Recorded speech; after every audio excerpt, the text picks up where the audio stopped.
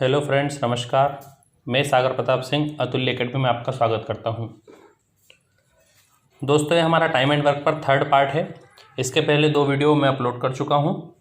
हम जो last video में पढ़ रहे थे उसी को हम आगे यहाँ पर कंटिन्यू करते हैं। ठीक है, चलिए देखते हैं क्वेश्चन में दिया है आपको कि ए और बी किसी कार्य को 18 घंटे में कर सकते हैं।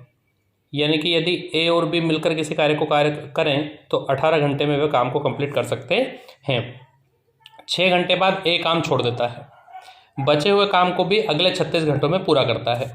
यहाँ पे आप क्वेश्चन को समझिए ध्यान से कि दोनों ने काम शुरू किया, यानी ए प्लस बी दोनों मिलकर काम शुरू करते हैं और 6 घंटे के बाद जो है ए काम छोड़ देता है, यानी कि 6 घंटे तक इन्होंने काम किया। उसके बाद ए काम छोड़ दिया तो बचा कौन? बी। और बी ने ये जो कार्य है यहाँ पर, ये वाला जो कार्य बचा है, ये 36 घंटों में पूरा किया, अगले 36 घंटों में पूरा इसने किया। तो यहाँ पर हम इसको 2 तरीके से क्वेश्चन को कर सकते हैं। एक, मैंने पिछले वीडियो में भी जब लास्ट हम क्वेश्चन कर रहे थे इस टाइप का, तो मैंने वहाँ पर आपको दोनों ही मेथड बताए थे। यहाँ पर देखिए, हम या तो ऐसा कर सकते हैं कि जो टोटल 18 घंटे का काम था, 18 घंटे में से इसने 6 घंटे का इन दोनों ने साथ में किया, यानी कि यहाँ से इन्होंने 1/3 काम जो है वो साथ में किया, और जो शेष कार्य है वो बचा है आपका 2/3। फिर इस 2/3 कार्य को, अब इस 2/3 कार्य को जो बी है वो कितने टोटल 36 घंटों में कर लेता है। ठीक है, तो यहाँ से हम बी का टोटल वर्क करने का निकाल लेंगे यहाँ से कि टोटल वर्क कितने में करेगा। तो ये आपका 18 या 54, यानी कि जो बी है अकेला, ये इस कार्य को 54 दिन में, यानी 54 आवर में, यानी कि 54 घंटों में कर सकता है।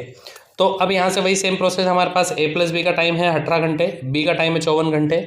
हम यहाँ से एलसीएम ले लेंगे दोनों का 54, रेट निकालेंगे। तो यहाँ से जो रेट आएगी आपकी, हम यहाँ से रेट निकालेंगे अगर, तो रेट आएगी आपकी बी की रेट आ जाएगी 1 और ए और बी की आ जाएगी आपकी 18 × 54 यानी कि 3। तो यहाँ से हम ए की रेट निकाल सकते हैं कि ए जो कार्य करता है पर डे कितना कार्य करता है? 2 कार्य करता है। ठीक है, अब आपसे क्वेश्चन, और बी जो है वो बी की रेट आ गई हमारे पास कितनी? 1। अब क्वेश्चन में आपसे बोला था कि यदि अकेले बी पूरा काम करे, तो भाई बी अगर अकेला पूरा काम करेगा तो 1 की रेट से काम करेगा, और 54 कार्य करने में इसको टोटल टाइम भी कितना लगेगा? 54 टाइम ही लगेगा। ठीक है, तो एक तो तरीका हमारे पास ये हो गया। इसी के साथ मैंने आपको एक तरीका और बताया था, हम उस पर डिस्कस करते हैं, जिससे कि हम इस क्वेश्चन को थोड़ा सा और आसान तरीके से कर सकते हैं। ठीक है, तो देखिए क्वेश्चन में आपसे बोला है कि ए और बी मिलकर किसी कार्य को 18 घंटे में कर सकते थे। यहाँ पर इन दोनों ने 6 घंटे तक तो एक साथ काम किया है, तो ए प्लस बी ने जो मिलकर काम किया है वो किया है कितना? 6 घंटे। तो अब आप एक बात बताइए, यदि ये पूरा काम यहाँ से यहाँ तक पूरा कंप्लीट कार्य कर लेते तो इनको कितना लगता? 18 घंटे। 18 घंटे में से इन्होंने 6 घंटे काम कर लिया, यानी कि ए प्लस बी का जो कार्य बचा है वो कितना बचा है? 12 घंटे का कार्य और बचा है। जो ए प्लस बी का जो कार्य बचा है वो कितना बचा है? 12 घंटे का काम और बचा है। फिर क्वेश्चन बोला है कि बी जो है वो अगले 36 घंटों में इस कार्य को पूरा कर देता है, यानी कि ये जो कार्य था, जो ए प्लस बी का 12 घंटे का कार्य था, यानी कि हम इसको बोल सकते हैं 12 घंटे का कार्य था किसका? ए प्लस बी का। यही कार्य बी अकेले ने कितने घंटे में किया है? 36 घंटे में किया है। यही कार्य बी ने अकेले ने कितने घंटे में किया है? 36 घंटे में किया है।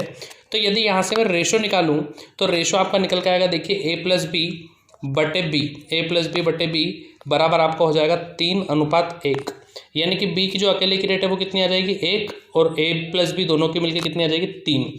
ठीक है, बी अकेले की रेट आ गई 1 और ए प्लस बी की आ गई 3। अब यहाँ से हमें क्या चाहिए? हमें क्वेश्चन दिया था कि 18 घंटे कार्य करते हैं ए प्लस बी मिलकर, तो यदि यहाँ से हमारे पास दोनों की रेट आ गई है कितनी? 3। तो अगर मैं टोटल वर्क निकालना चाहूँ तो 18 घंटे में 3 की रेट से अगर ये कार्य करते तो ये तो हो गया आपका टोटल वर्क 18 × 54। और बी को अकेले करना है अगर पूरा कार्य, तो बी किस रेट से करेगा? 1 की रेट से, यानी इसे समय भी कितना लगेगा? 54 घंटे ही इसे समय लगेगा। तो ये दोनों ही मेथड है, हम दोनों तरीके से कर सकते हैं, लेकिन ये वाला जो मेथड है ये थोड़ा सा आसान है। ठीक है, इससे आप आसानी से क्वेश्चन को जल्दी से जल्दी सोल्व कर पाएंगे। तो आई होप आपको ये बातें समझ में आई होगी। चलिए हम नेक्स्ट क्वेश्चन पर बढ़ते हैं। ए बी सी तीनों ने मिलकर किसी कार्य को 40 दिन में पूरा कर सकते हैं। ए बी सी यदि तीनों कार्य करें, ए प्लस बी प्लस सी यदि तीनों कार्य करें तो 40 दिनों में इस कार्य को कर सकते हैं। तीनों ने मिलकर 16 दिन तक कार्य किया, यानी 16 दिन तक तो ए प्लस बी प्लस सी तीनों ने मिलकर कार्य किया है, लेकिन उसके बाद ए कार्य छोड़कर चला गया। अब ए जो है वो कार्य छोड़कर चला गया और बी और सी ने इसे अगले 40 दिनों में समाप्त किया। तो जो बी और सी हैं, बी प्लस सी, ये इस कार्य को अगले 40 दिनों में समाप्त करते हैं। ठीक है, 40 दिनों में बी प्लस सी मिलकर समाप्त कर रहे हैं। काम छोड़कर गया है ए। तो अब आप एक बात समझिए ध्यान से कि यहाँ पर जो ABC तीनों मिलकर अगर कार्य करते तो इस पूरे कार्य को करने में ये ले रहे थे 40 दिन का वक्त। 40 दिन में से 16 दिन तो इन्होंने टोटल कार्य किया है ऑलरेडी, 40 दिन में से इन्होंने 16 दिन तो कार्य किया ही है। लेकिन यहाँ पर अब जो कार्य बचा था, ये आपका जो कार्य बचा था, ये बचा था आपका कितना, 40 दिनों में से 16 दिन का कार्य हो गया, यानी कि 26 दिन का कार्य बचा था। कितने दिन का, सॉरी 24 दिन का कार्य बचा था, ठीक है, 24 दिन का कार्य आपका बचा था। तो ये जो 24 दिन का कार्य था ये किसका था, A + B + C का। 24 दिन का कार्य था आपका ये ABC का, और इसी कार्य को करने में B और C ने, कितने दिन लिए हैं, 40 दिन का समय लिया है। तो अगर यहाँ से अपन रेशो निकालेंगे तो देखिए 4 × 6 = 24, 4 धाम 40, इसको अपन और 16 कर लेते तो ये आ जाएगा 3 और ये हो जाएगा आपका 5। तो ABC बटे BC बराबर जो रेशो आएगा आपका आ जाएगा 5/3, ठीक है। यानी ABC मिलकर 5 की रेट से कार्य करते हैं और BC मिलकर 3 की रेट से कार्य करते हैं। तो अगर ABC तीनों 5 काम करते हैं और BC 3 काम करता है, तो जो 2 काम बचा वो कौन कर रहा है, A, यानी कि जो A की रेट आ गई वो कितनी आ गई आपके पास, 2, यानी A पर डे 2 पेज लिखता है। अब देखिए क्वेश्चन में क्या कहा है कि A अकेला उसे कितने दिन में समाप्त करेगा। तो बहुत आसान है, देखिए तीनों मिलकर 40 दिन में कार्य करते थे और तीनों की रेट कितनी है हमारे पास, तीनों की रेट आ गई है 5, और आपसे पूछा है कि A अकेला कितने दिन में करेगा, तो A की रेट कितनी है 2, यहाँ पर आप 2 से इसको डिवाइड कर देंगे तो ये हो जाएगा आपका 100 दिन, ठीक है, 20 से 5 100 दिन, ये आपका आंसर होगा। तो आई होप आपको ये बात अच्छे से समझ में आ गई होगी। देखिए तो ये तो हम जो लास्ट पार्ट में टाइप कर रहे थे कि जब कोई व्यक्ति कार्य छोड़कर चला जाता है या बीच में शामिल होता है, तो उस पर ये मैंने आपको लगभग 10 क्वेश्चन करवा दिए हैं, ठीक है। इसमें मैंने हर टाइप का एक क्वेश्चन लेने की कोशिश करी है। फिर भी यदि आपको कोई डाउट हो तो आप कमेंट करके बता सकते हैं, ठीक है। चलिए अब हम नेक्स्ट टाइप पे चलते हैं, जो अपना अगला टाइप है। इसमें आपके जो क्वेश्चन है वो है आपके एफिशिएंसी यानी कि क्षमता पर आधारित। जब भी कोई व्यक्ति कार्य करता है, तो मैंने आपको इस टॉपिक के शुरू में ही बताया था कि प्रत्येक व्यक्ति के कार्य करने की क्षमता अलग अलग होती है। तो उस पर क्षमता पर यानी उसकी कैपेसिटी या कार्य कुशलता पर किस तरीके से प्रश्न आते हैं उस पर अब हम इस वीडियो में डिस्कस करेंगे, ठीक है। तो देखिए क्वेश्चन में दिया है A की कार्य क्षमता B की दुगनी है। A की कार्य क्षमता B की दुगनी है, यानी कि यदि B जो है वो 1 पेज लिखता है तो A जो है वो कितने पेज लिखता है, 2 पेज लिखता है, तभी तो A की कार्य क्षमता B की दुगनी होगी। तो यदि B 1 पेज लिखता है तो A 2 पेज लिखता है। दोनों ने मिलकर किसी कार्य को 18 दिन में पूरा किया। तो अब आप एक बात बताइए, यदि दोनों मिलकर कार्य करेंगे तो 1 पेज लिखेगा B, 2 पेज लिखेगा A, तो दोनों मिलकर कितने पेज लिखेंगे, 3, यानी दोनों मिलकर 1 दिन में कितने पेज लिखते हैं, 3 पेज लिखते हैं। और इन्होंने ऐसा कितने दिन तक किया है, ऐसा इन्होंने 18 दिन तक किया, यानी 18 दिन तक इन्होंने मिलकर कार्य किया है। तो यानी कि ये जो आपका 18 थी, 54, ये तो हो गया आपका टोटल वर्क।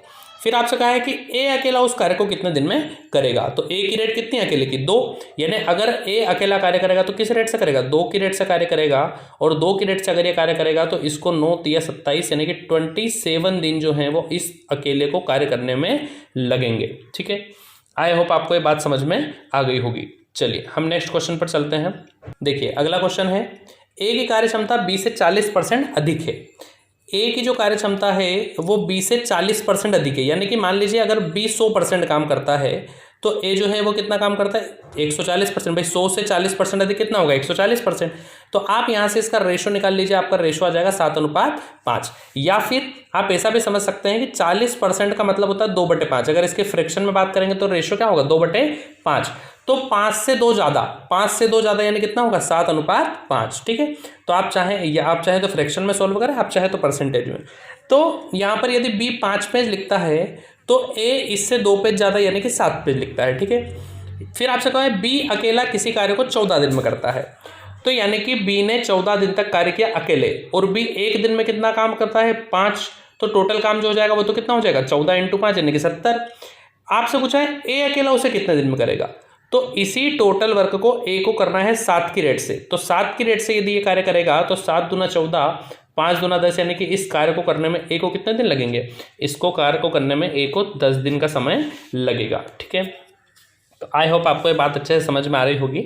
हमने 2 वीडियो इसके पहले जब पढ़े थे तो हमने कैपेसिटी यानी कि एफिशिएंसी पर बात करी थी।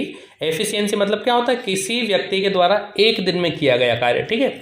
तो उसी एफिशिएंसी यानी कि क्षमता पर आधारित ये क्वेश्चंस हैं, ठीक है। चलिए हम चलते हैं अपने तीसरे क्वेश्चन पर। देखिए क्वेश्चन है आपका, रानू शानू से 60% अधिक कुशल है। यहाँ पर दो व्यक्ति हैं रानू और शानू। देखिए 60% का मतलब होता है 3/5, ठीक है। 60% का मतलब होता है 3/5। आप चाहें तो इसको 60% यानी 60/100, तो इसको आप सोल्व कर लीजिए, 3/5 आ जाएगा, ठीक है। तो यहाँ पर आपसे बोला है कि जो रानू है वो शानू से 60% अधिक कुशल है, यानी कि यहाँ पर दो व्यक्ति हैं रानू और शानू। तो रानू शानू से 60% अधिक कुशल है, यानी कि यदि शानू 5 पेज लिखती है तो रानू इससे 3 ज़्यादा यानी कि कितने पेज लिखती है, 8 पेज लिखती है, ठीक है। ये इनकी एफिशिएंसी का रेशो आ गया। फिर आपसे कहा यदि रानू किसी कार्य को 80 दिन में कर लेती है तो रानू जो है वो 1 दिन में कितने कार्य करती है, 8, और ये ऐसा करते कितने दिन तक है, 80 दिन तक ये कार्य करती है। तो रानू की कैपेसिटी तो कितनी आ गई आपकी, 8 पेज पर डे, और ये 80 दिनों तक पेज लिखती है, यानी कि ये इसका आ जाएगा टोटल कार्य। फिर आपसे कहा शानू अकेले उसे कितने दिन में करेगी, तो शानू जो है, शानू कितना काम करती है 1 दिन में, 5 पेज लिखती है। तो 5 पेज से यदि ये कार्य करेगी तो 5 के हिसाब से इसको 16 8 128, यानी कि टोटल इसको जो टाइम लगेगा वो लगेगा इसको 128 दिन, ठीक है। यानी कि इसको शानू को यह कार्य करने में 128 दिन लगेंगे, ठीक है। तो आई होप आपको ये बात अच्छे से समझ में आ गई होगी। चलिए हम नेक्स्ट क्वेश्चन पर चलते हैं। देखिए अगला क्वेश्चन है, अरुण द्वारा 1 दिन में किया गया कार्य बबीता द्वारा 1 दिन में किए गए कार्य का आधा है। यहाँ पर है अरुण, बबीता, और उसके बाद कहा गया है कि बबीता द्वारा 1 दिन में किया गया कार्य चंचल द्वारा 1 दिन में किए गए कार्य का आधा है।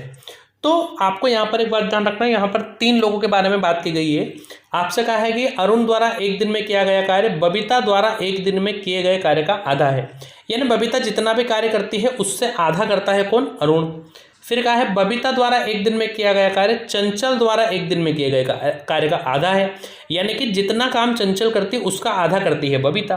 तो इस प्रकार के क्वेश्चन में या तो आप डायरेक्टली रेशो को मर्ज करें, या तो आप हमेशा ध्यान रखें कि यहाँ पर सबसे कम वैल्यू किसकी है। तो देखिए अरुण से ज़्यादा करता है बबीता और बबीता से ज़्यादा करती है चंचल, तो सबसे कम वैल्यू किसकी हो जाएगी, अरुण की हो जाएगी। तो आप हमेशा इस प्रकार के क्वेश्चन में सबसे कम वैल्यू यानी सबसे छोटे व्यक्ति को क्या मान लीजिए, 1 मान लीजिए। तो अब आप देखें यहाँ पर अरुण द्वारा 1 दिन में किया गया कार्य बबीता द्वारा किए गए कार्य का आधा, यानी कि मान लीजिए अगर अरुण 1 काम करता तो बबीता कितना करती है, 2 काम करती है, और बबीता चंचल से आधा करती है, यानी कि चंचल कितना काम करती है, 4 काम करती है। तो ये आपका डायरेक्टली यहाँ से एफिशिएंसी का रेशो आ जाएगा, ठीक है।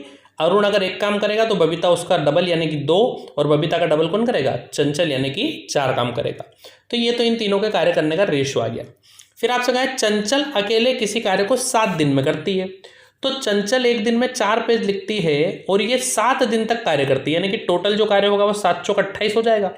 और आपसे कहा तीनों मिलकर उसे कितने दिन में करेंगे, तो तीनों की रेट कितनी, हमारे पास तीनों की रेट है 4 2 6 और 1 7, यानी 7 से आप डिवाइड अगर कर देंगे तो यहाँ पर आप देखेंगे 7 से 7 तो पूरा डिविजिबल हो जाएगा, यानी कि यहाँ पर जो तीनों मिलकर कार्य करेंगे इस कार्य को करने में कितना समय लगेगा, 4 दिन का समय इन तीनों को लगेगा। तो आई होप आपको ये बातें समझ में आ रही होगी, ठीक है। चलिए हम देखते हैं अगला क्वेश्चन अपना। देखिए अगला क्वेश्चन है, ए बी की तुलना में 3 गुना सक्षम कारीगर है।